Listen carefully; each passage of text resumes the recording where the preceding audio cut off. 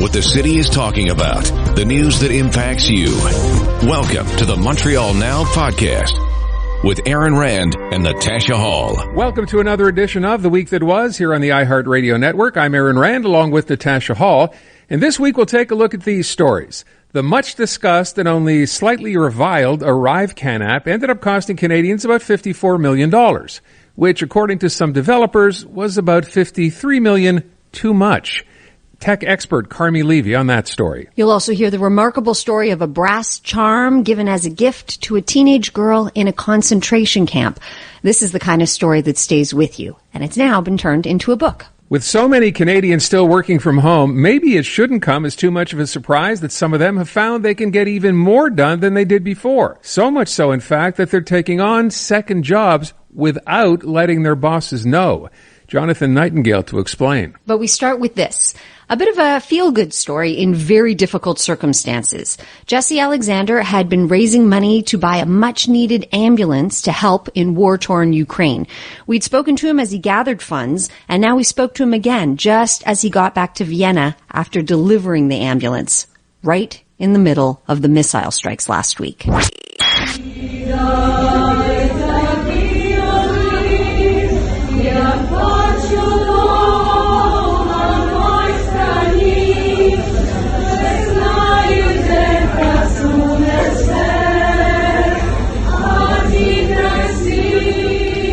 Isn't that beautiful? Wow. That is the sound of Ukrainians singing to keep each other company as they were seeking shelter from the missile attacks. It has been a very terrifying situation over there. And I feel like, just as we started to think perhaps things had calmed down, quite the opposite. In fact, we last checked in with our most recent guest. I can't remember how long it was. Do you remember 3 months ago? I feel like it was this summer, Aaron, that we last spoke to Jesse. I remember he reached out to us and we thought, what a kind of crazy story. What a great story, but kind of crazy at the same time. He wanted to get an ambulance to Ukraine. We'd heard back then, of course, how bad things were. Then things eased off a bit, right? And then now they've escalated again. And suddenly people in Kyiv who thought they were safe from this are finding out they're not because the Russians have started bombing in again. Kyiv now as well. And so this is we have a good news update, but by the same time, it's kind of, it's scary, to be honest. Yeah, the fact that there are air raid sirens going off there now every day, and those people in a bomb shelter, you just heard singing off the top. I know they had kids doing the same. Exactly. It's not getting better. We can only hope it will, but our guest actually managed to get this done. Yes, although there were missiles going off while he was there. Jesse Alexander is a YouTuber, ex-Montrealer, managed to get this ambulance delivered to Ukraine. Let's find out more from Jesse. You're home safe and sound now, though, Jesse? Yes, thanks for having me back. I managed to deliver the ambulance that we bought with donations from people all over the world and quite a few from the English Montreal community, so thanks to everybody for that. And now I'm back home safe and sound in Vienna, but it wasn't the most relaxing weekend and Monday that I've ever had, that's for sure. So can you just recount the story of why you wanted to do this, why you felt it was important that it get done, based on what? Sure. Well, I guess there are two main reasons why I decided I wanted to make some kind of tangible contribution to help Ukraine and Ukrainians. One is kind of a moral and ethical obligation. I really think that it's wrong that Russia has invaded and is causing this kind of death and destruction. And the other one is personal because my partner is Ukrainian, although she lives here in Vienna. And so this made it personal as well. I've got friends there. I've got a mother-in-law there. And so I wanted to make sure to do something about it because I felt kind of powerless. So I joined up with a local charity here in Vienna that's run by Ukrainians who live in Vienna. And we worked together to raise the funds to get this ambulance, which I then drove over the weekend to Lviv in western Ukraine with one of the volunteers from the team, and we delivered it there to the humanitarian, to the emergency services. They're going to fix it up, give it a tune-up and a paint job, and send it to the east, the region of Donetsk, which is one of the hardest hit regions at the front. Wonderful. Can you remind us how much money you had to raise to be able to buy this ambulance? Yeah, to get the ambulance, to then, pay all the fees and to put some medical supplies and medical equipment inside of it, some devices to help in treating the wounded. It cost us about 10,000 euros, which I think is about 12 or 13,000 Canadian dollars. Well done, Jesse. And tell us a little bit more about this harrowing journey that you had to actually drive the ambulance there and deliver it.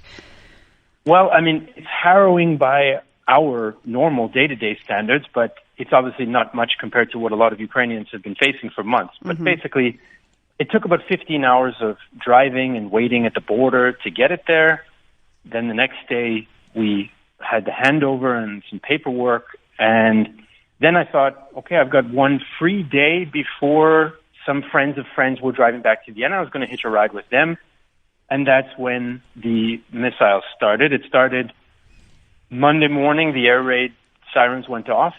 Somehow, I didn't hear them. And anyway, I woke up, went to the shelter underneath the hotel with all the other Ukrainians who were there, including one woman who'd fled from the east because of the violence and was now getting bombed again.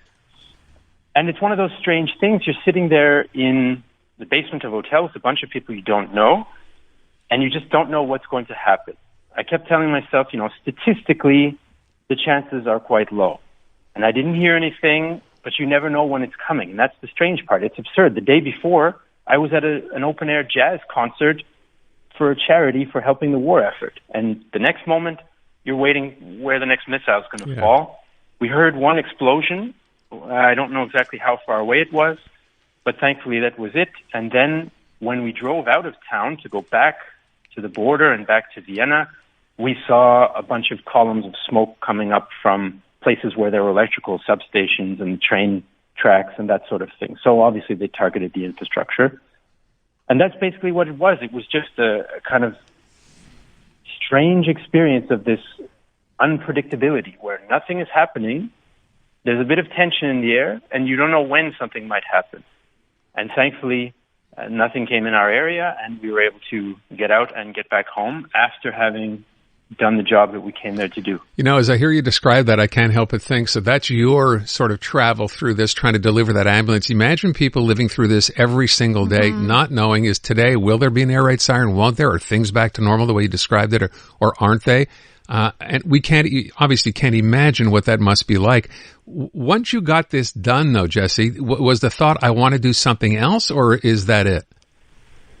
Absolutely. I have to say, I don't think I'm going to feel satisfied while the suffering is continuing, which of course it is every day in Ukraine.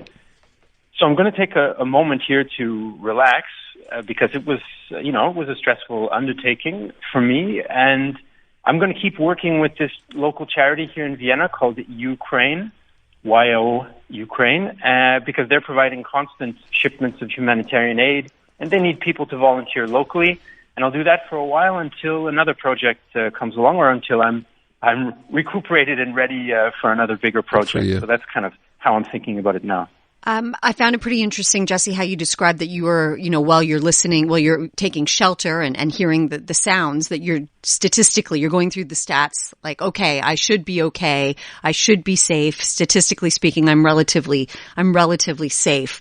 I'm wondering, and that sounds like a very logical, level-headed approach. I'm wondering how your loved ones feel about you having experienced this and being in harm's way.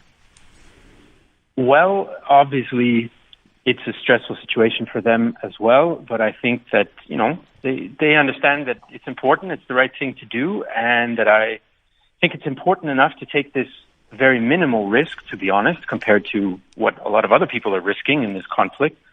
So, yes, my family was worried. Yes, my girlfriend was very worried on the morning when the mass missile attacks began. But, we live in a democracy in Austria and in Canada, and now it's basically under threat because of this war in Europe. And we've got to do stuff, not only wait for governments to do things, but we as citizens have to do these kinds of things to support the Ukrainians. And that's why I decided to do it in spite of the relatively small risk, which then sort of came to pass. But we made it, and that's the main thing. Absolutely. Well done. These are wonderful stories, including the one we had a young man on, remember, talking about bringing backpacks to Ukrainian children. Here's another case of an individual taking this upon himself. Jesse, I'm glad you're safe. I'm glad you finally got to get it done and basically got through it and saw what was there firsthand. And I thank you so much for letting us know and coming back on with us. We appreciate that. My pleasure. Jesse Alexander, sorry. I was just going to say, Jesse, when you start it up again, when you're raising funds next time, let us know so that we can help you spread the word, okay? I'll do that. Thank you very much. All right. Thank you. There you go. Informative, interactive, and always interesting. This is Montreal Now with Aaron Rand and Natasha Hall. About a quarter of Canadians aged 25 to 54 are still working exclusively from home, according to a new survey. And they're finding that beyond the freedom of not having to go to the office, they found, in fact, enough free time to take on another job. But there are risks involved. We have been talking about this, people working from home. You may have heard the story earlier today. I think they said Montreal now has 80% of the people who work downtown now coming into work at least one day a week. And that sounds good, but obviously that's not enough. Then there's the issue, and I think this is only in Ontario. I was talking about this the other day with someone. They're now instituting a policy in Ontario where your employer will no longer be able to spy on you, right? To follow you if you work from home, for example, right? And I read this and I thought, wait a sec, I didn't know this was this serious a problem. Then I read they actually have programs now that can read your eye movement.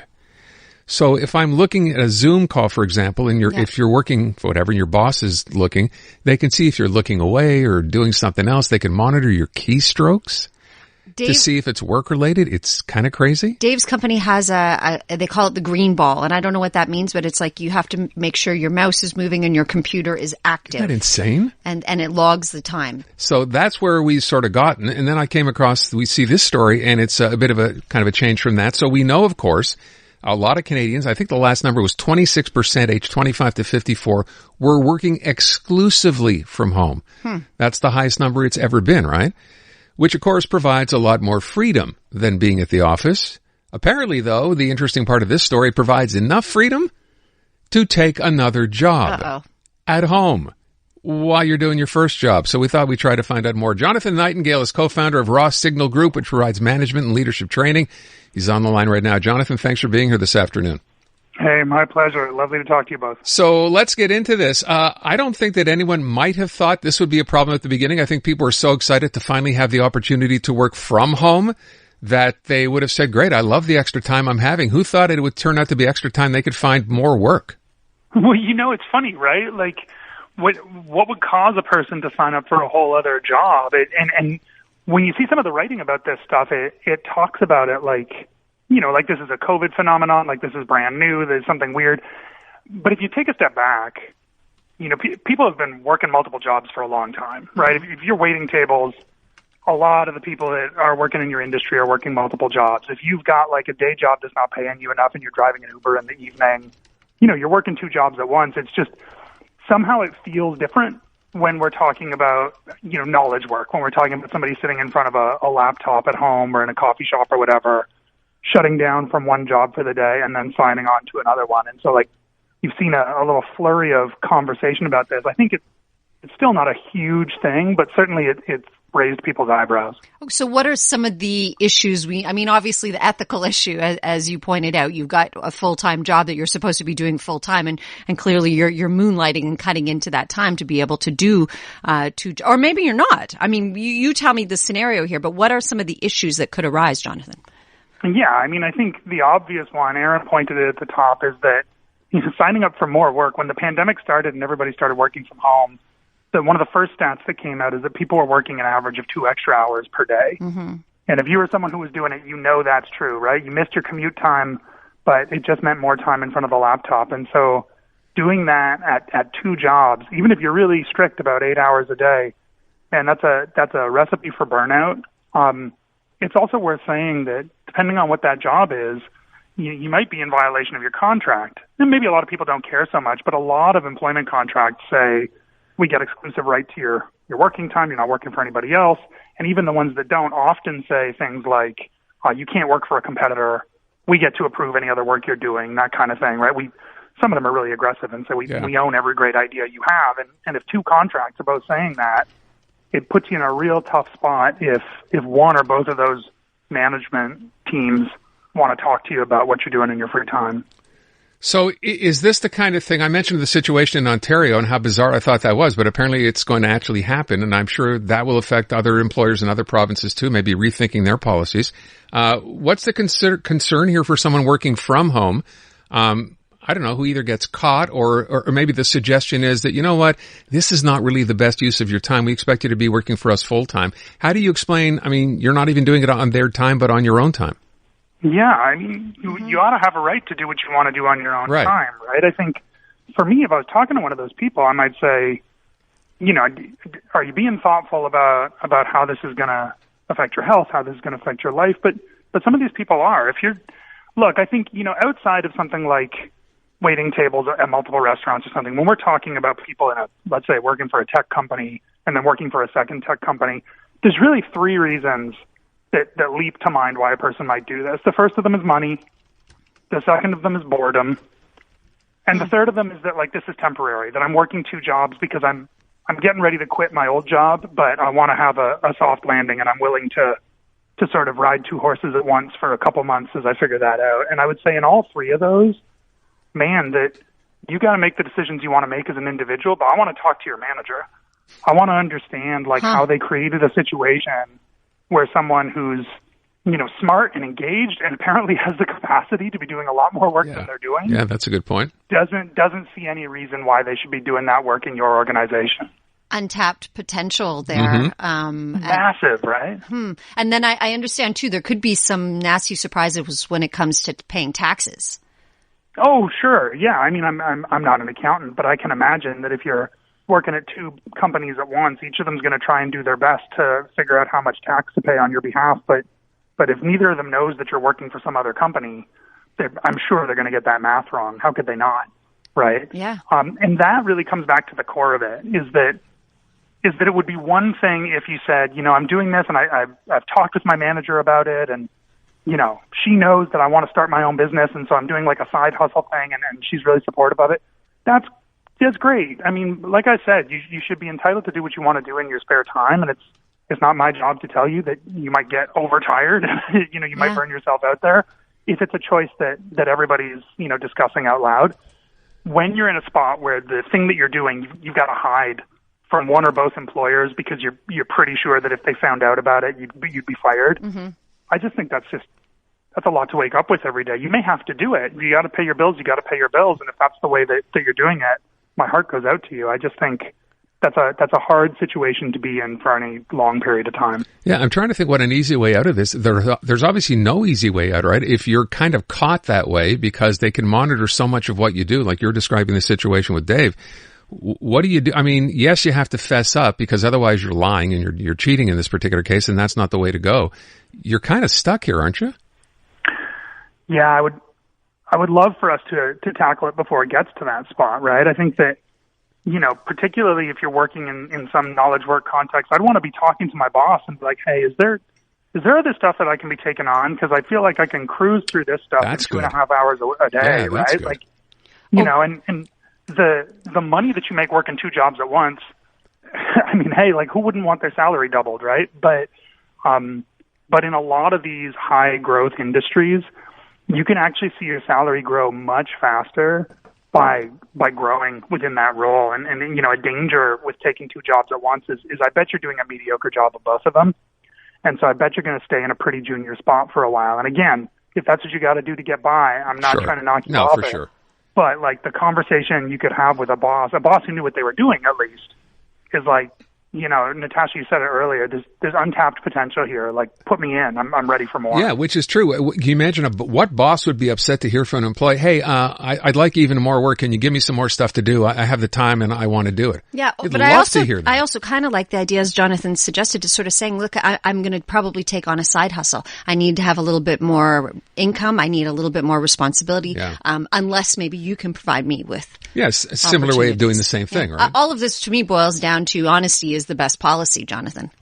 I think that's true. And I would say, you know, I wouldn't put that all on the worker, right? That like, if I feel like I can't talk to my boss about what's going on, if I feel like I want to start a side hustle, but like there's no way they're going to be receptive to that, man, that's something they did. Tough spot, right? To be in. That's something in terms of our working relationship where I just don't feel safe having that conversation with them. I don't feel like I can trust them with that information. That's an internal reflection that manager's got to do. Mm-hmm. Great story and great perspective. Jonathan, thank you so much. Appreciate it today. Yeah, my pleasure. Great talking to you both. Thank you. All right, there you go, Jonathan Nightingale. Tough spot to be in, but so reflective of what it is to work in 2022 right Agreed. now. Although, I was part of the gig economy for so many years where I had so many different hustles going on. I feel like there's been a bit of a revival of that. There were so many people who were doing like me, writing. But you were doing that stuff as part of freelance. Right. None of them were full-time. Yeah, exactly. This is you got a boss and your boss is expecting you to do this and he sees that you're doing that instead of this and then you're done? Although to some degree that still existed. Like when I was working at Milos, but writing for the Gazette, each person sort of expects you to be their top priority. And available whenever they need you, right? Mm-hmm. Asking questions, looking for answers. Here's more of Montreal Now with Aaron Rand and Natasha Hall. It's her mother's story of a gift she was given as a teenager while in a concentration camp, a brass charm that she kept close to her heart for many, many years, as her daughter does now. It's a story about the kindness of strangers that sometimes is never forgotten.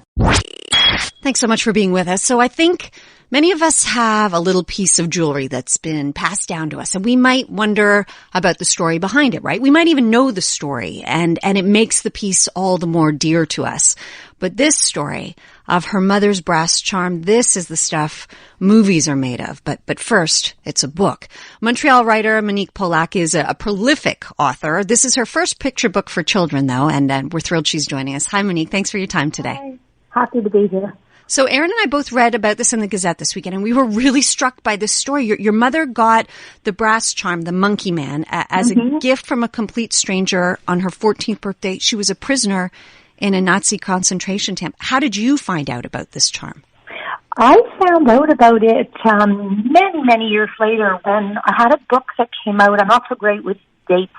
My book came out in 2008, and it was translated into Dutch, and it was a book called What World Is Left, and it was the story of my mother in a concentration camp, fictionalized, and she had not talked about that for years, for more than 60 years.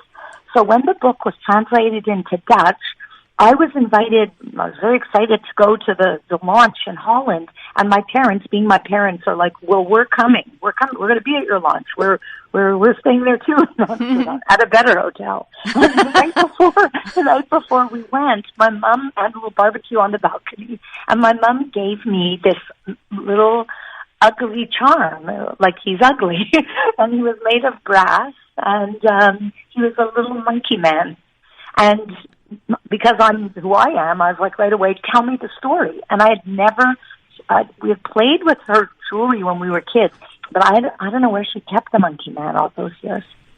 So she kept it in what must have been a safe place, far from the reach of children. Yeah, exactly. We were playing jewelry store when we were little, my sister and I. And then the best part of all was not just the Monkey Man, but it was the story that she told me.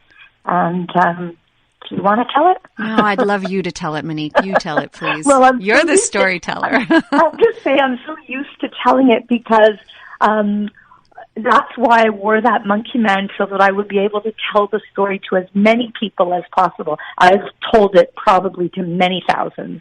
Students, when I do school visits. Anyway, so my mom it was her birthday, her 14th birthday, 1943. She had been in the camp just for a few weeks at that point, and she was sitting on a little stoop, and she was crying, and someone tapped her on the shoulder, and she said it was a tall, beautiful, dark-haired, German-speaking woman. She would have been Jewish, likely too, because she was also a prisoner at the camp. And I should just have told you before that when they arrived in the camp, they did a complete search, so you could have nothing of value on you. Anyway, the woman said to my mom, little girl, why are you crying? My mom said, it's my birthday, nobody gave me anything. And the woman gave my mom this ugly little monkey man. And my mother gave it to me so many years later with the story. And my mother never saw the woman again. I asked her because I felt very strongly my mom would have recognized her. Like, what an intimate moment to share with somebody, you know? Mm-hmm. And that woman would have had nothing to give. That's why I told you how they were searched so completely when they arrived. And she never saw that woman again. No, and I've done so much research on the camp. I've been to the camp. I can say with near certainty that woman died either in Theresienstadt, where my mother was a prisoner, and even more likely where most of them went and died. Most of the prisoners from Theresienstadt died at Auschwitz. What a remarkable woman! What a remarkable story. Yeah, and I remember reading. It was a few years later. I remember reading something that really struck me, and that I think about regularly. A lot during the pandemic, they said that people who are themselves going through a hard time or suffering, it's much harder to be kind when you're suffering. And I thought so much when I read that study. I thought, wow, look at that woman. She was kind to a little kid, stranger. And then to think that your mom wasn't exactly forthcoming with these stories, as you said. You never had seen that charm, and she didn't talk about any of this for 60 years. Yeah, more than 60 years, and this is even longer because till that book came out in Dutch, it took even longer. And it's funny because when you mentioned about my mom, I'm sitting at the desk, I'm just smiling because my mother, she would have been very pleased. She loved when I told the story, and she died in 2017. She had a long and I would say overall a good, happy life despite all the hardships she had as a little girl and hardships on and off later. But when she was sick in hospital the last few months of her life, my dad would say, show her the apia. And apia is the Dutch word for the little monkey. Show your mother the apia, because I wore it all the time. So that was something, show her the apia. I think it was a sign of, I guess, of survival, of hope, of kindness, that we could be kind even in difficult times. Mm-hmm. You've mentioned, Monique, you've read the story, probably told the story thousands of times. What is reaction sometimes from people, because we're still living at a time where it's hard to believe, but there are people who either don't believe this happened or don't have any remembrance of it because history seems like it's so long ago and it's really not. What have been some of the reactions from people when you've read this? Now you have me smiling again because I can tell you that, it's often I tell it to kids. I taught at Marianopolis, so I taught teenagers. But I could get the wildest group of teenagers, little kids, when I visit, younger kids at schools, they get quiet, they listen. I think because it's like a moment, it's a moment in time, and it's human. And even when, I've been up north many times to work in Nunavik, and there too, I talk to those kids so much, but would you think that the story that really, where I thought, the story that I had to tell them that touched them the most was the one of the little monkey man. I'm so glad that you've made this into a book. I can't wait to read it with my daughter. I'm happy. I have to tell you, Monique, I've seen you, like you said, you wore it every single day since it was given to you. I've seen it around your neck, but now it's not the original anymore. No, sadly I lost it in July, and I kind of have hopes that it'll come back. But even if I get it back, I'm not keeping it. It's going to go right to the Montreal Holocaust Museum. And I have a little bit kind of the feeling of kicking myself that I should never have worn the original. Maybe I should always have, because I had a mold. So I'm wearing, and I'm touching it now as I'm talking to you, the silver monkey man. But you know what? In the end, I'm not so, I would have rather not lost it, but I have the story, and I pass on the story. And I should say also that it's illustrated by Marie Lafrance, the book, and the pictures are beautiful. I cried when I saw the picture of the monkey man. I've got goosebumps. I think you're giving us all goosebumps, Monique. It's truly exceptional, and it's something that will go on forever and ever, right? I feel like this. And you know what? For your listeners, I get goosebumps when I hear a really good story. So you guys, the listeners out there, if you get goosebumps, write it down. Maybe it'll be a book. Maybe it won't be a book, but pass it on because that's what we need. I just really believe in stories are a way of of course it's about history, but it's also helps us continue, helps us get through the hard days. It does. It does indeed. It's amazing how little it takes sometimes, right? And what the impact it has. It's connecting, I'm looking at the cover of the book. It's the moment when she hands, the prisoner hands my mom the charm. It's a moment of connection. The Brass Charm is the book. Monique, thank you so much for your time this afternoon. Thanks for having me. Bye, everybody. Enjoy the beautiful day. You too. You too. Bye. Thank you. Pollock. The stories in the news that are worth your time. Montreal Now with Aaron Rand and Natasha Hall. Is it possible that the government of Canada overpaid for the much heralded and later derided Arrive Canada app? Well, according to some independent app developers, the answer to that question is a resounding yes, to the tune of millions of dollars. CARMI Levy has the lowdown. I will tell you that I first saw this story yesterday. I thought it was a joke when I first saw it. Thanksgiving weekend, a couple of guys got together, some computer programmers, code guys, whatever, and duplicated the ArriveCan app, you know, the one that was talked about for so long that the government finally said, well, no, you don't have to do it. It's optional. They recreated the program. And to be fair, it's one thing to develop a program. It's quite another, to be fair, to just duplicate it, right? Okay. But they did a pretty nice job. They copied the whole thing the way it was. And I wanted to talk about this with CARMI Levy, because CARMI, CARMI, by the way, is our CJAD 800 tech expert. When you saw this story, CARMI, was your first reaction to sit back and smile? Because that's what I thought when I looked at this, saying this can't be true. This is a joke. And then it turned out not to be a joke. They said, the guys who did this, right, over the weekend, that it would cost around $250,000, they estimated, to have created this from scratch. And then we find out the government spent how much money to create the ArriveCan app, Carmi? $54 million, which is bad enough. But, you know, the government had earmarked $25 million in the last budget for the app. So how we went from $25 million to $54 million, I don't know.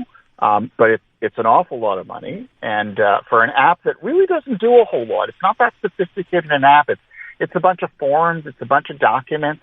It's not really, as compared to the millions of other apps in the app stores, there isn't a whole lot going on there. And so where the $54 million figure comes from, I don't know. It reminds me, it almost feels like, remember the Phoenix Pay system that didn't work, still doesn't work, by the way.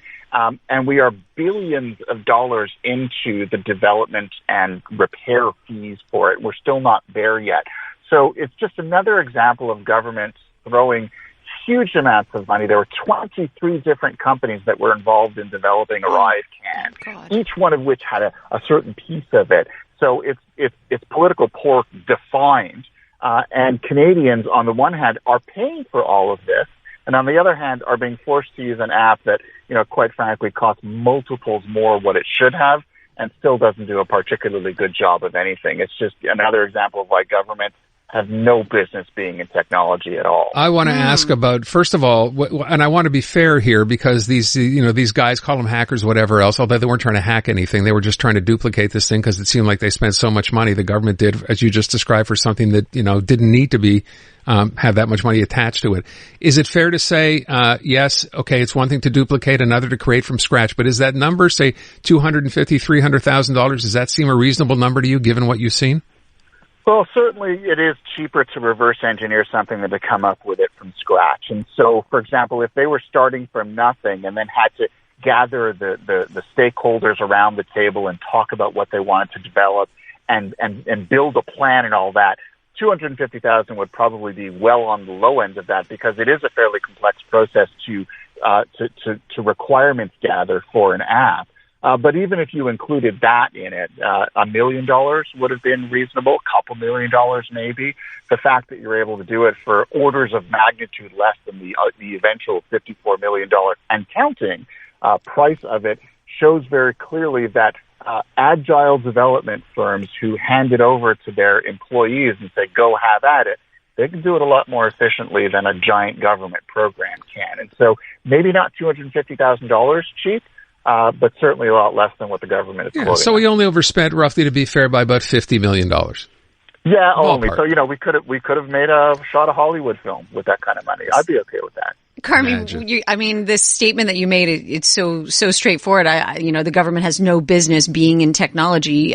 So what should they do instead? Just go straight to the nerds, straight to the hackers, and save $53 million in the process?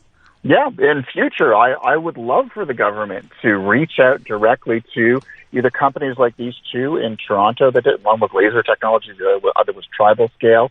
and ask them, hey, like, it doesn't cost anything to have a phone call to just scope it out, bounce some ideas around. Canada is a very tech-forward country with hundreds of thousands of some of the world's best software developers working at all levels of the industry. Any one of them would love to be able to participate in a program like this. And hackathons, which are the sort of the process that both of these companies use to develop these replica apps, they're a great way for members of the development community to come together and innovate and come up with really cool ideas and develop things very quickly in a very agile manner. I've run a number of them throughout my career, and it's how we've identified talent, how we've hired the right people. It's how software development works, and the fact that the government isn't taking advantage of this is kind of staggering. They're always saying, we want to make the best use of the limited taxpayer resources that we're given. Spend our tax dollars best. That isn't happening here. And I really wish at some point somebody in government, at federal, any level, would really get a clue. I mean, I love it in theory, a hackathon, but I imagine how people would react if the but it's government... sensitive information as well. Yeah, so. it's probably the wrong way to call it. Yeah. And a hackathon is actually a good thing. These are not black hat hackers looking to break into systems. These are software developers who are trying to hack together. In other words, just roll up their sleeves and in an afternoon or a couple of days over a weekend, evenings, whatever, come up with some innovative solution. It's a good thing. It's the community doing amazing things to generate and create new forms of technology. So maybe hackathon is a bit of a misunderstood term, but it's a very positive term, and it could do wonders to allow government to develop better solutions using the power of the community that's already in place. So I want to ask a question. I don't want to necessarily, condemn any of these. You mentioned 23 different companies were involved in this project, which seems to me like about 20 too many. I mean, literally, when you see the program itself, was someone getting ripped off here? I mean, I know that the answer is kind of yes, but I mean, intentionally, do you think? Oh, absolutely, because I think it wasn't about delivering the best technology in the most efficient manner. It was about making sure that maybe friends of those in power got some contracts and got paid. It's technological political pork.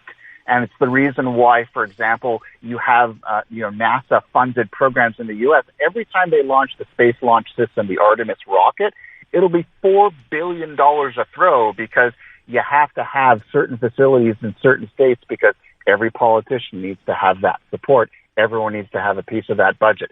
23 different companies to create one app, to me, suggests the Canadian version of political technological pork. And that needs to stop as well. And I think it's a reasonable question to ask the government, why? I wonder if there's actually going to be an investigation based on the fact that, it just seems like such a waste of money for something that could have been done for considerably less. And obviously, it's happening all the time. Yeah. This of course it is, but when we see examples like that, we should call them out and resolve it for next time. Yep. Okay. So, Carmi, next time the government has an app they'd like developed, I'm going to call you if I hear about it.